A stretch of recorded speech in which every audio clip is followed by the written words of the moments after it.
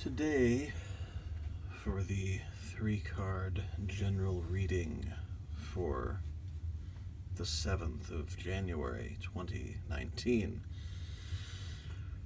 I notice a pattern in the last few days wherein I've been seeing the Two of Swords and the Eight of Wands with some degree of frequency.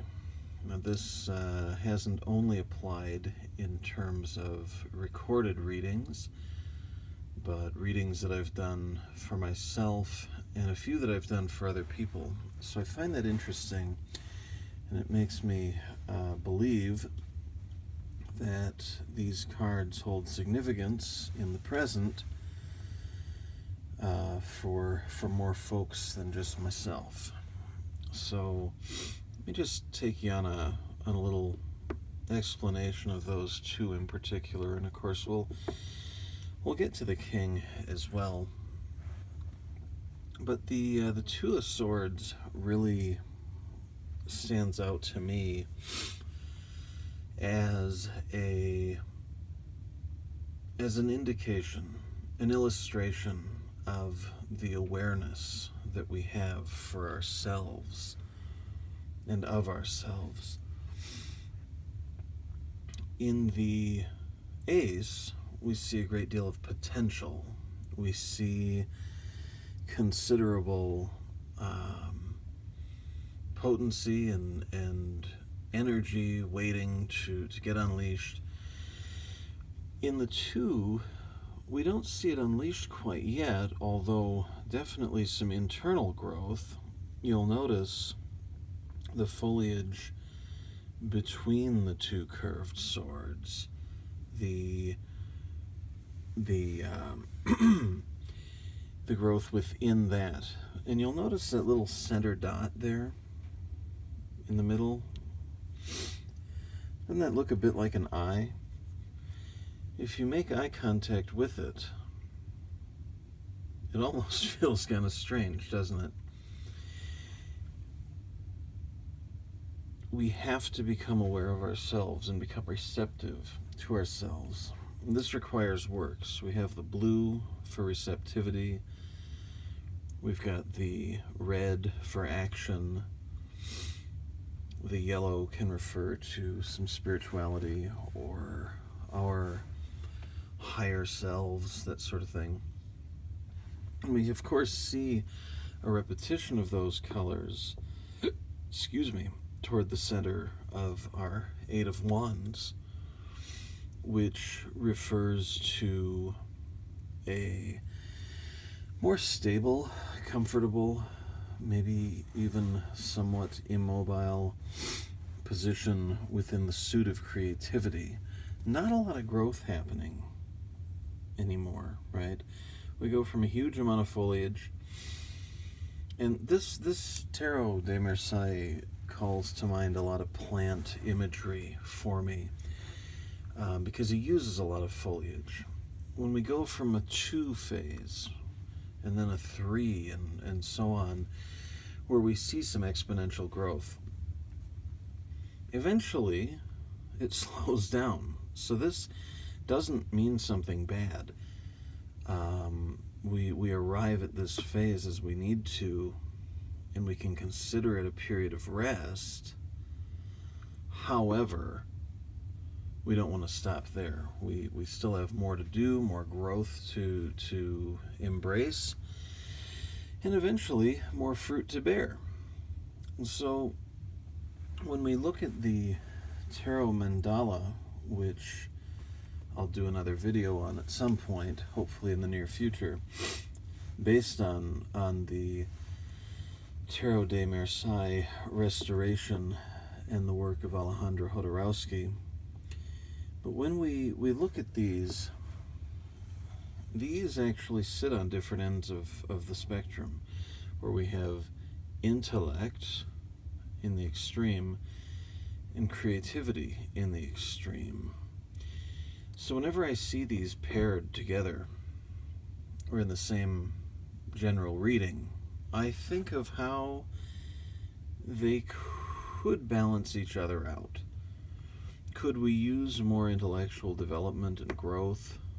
Probably. But we won't find that necessarily by going in the direction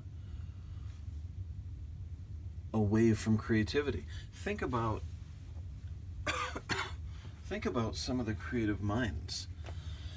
Isaac Newton, Thomas Edison, although I prefer not to use him when I really think about it. Sorry for the shakiness there. Just realized I gotta plug this in, or we might have to start over. In any case, Nikola Tesla, some of these big names, successful names, they were highly intellectual, but they were also highly creative. And that brings us here to the King of Cups. Cups having, of course, to do with relationships, but I think this relationship definitely has to do with the relationship within ourselves in these two ends of the spectrum, these two poles. Now, you see him looking away from them, and that makes me wonder if he feels a little discomfort at the prospect of bringing these two parts of himself together. Perhaps he's got more creativity and he really doesn't care for the analysis and the logic and the intellect. Or maybe the other way around. Maybe he's just been starting to come out of his shell and work on some intellectual projects and doesn't want to have to deal with bringing the two together. But he needs to. He's gotten comfortable. Look at him sitting there in a well-established pose. But he has some wisdom, as illustrated by these dabs of purple, violet. But he needs some more receptivity.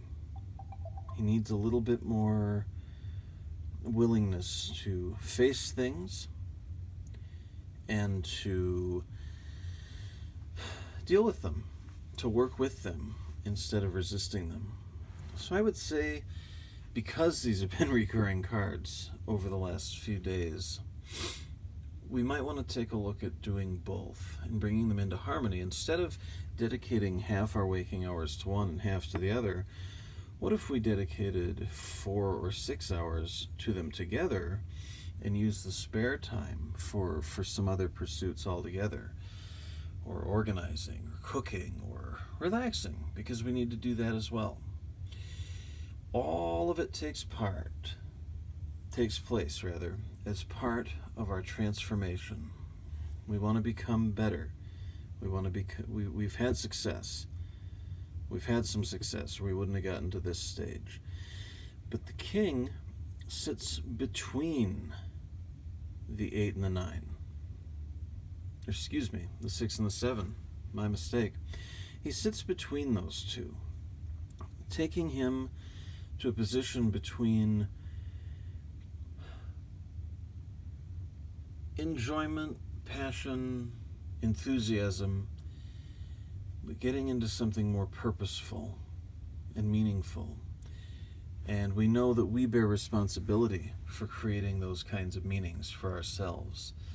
So we would do well to turn our crowned and successful head towards some areas of our life that we've had success in and that promise more success if given attention, and work to bringing them into a united front in ourselves.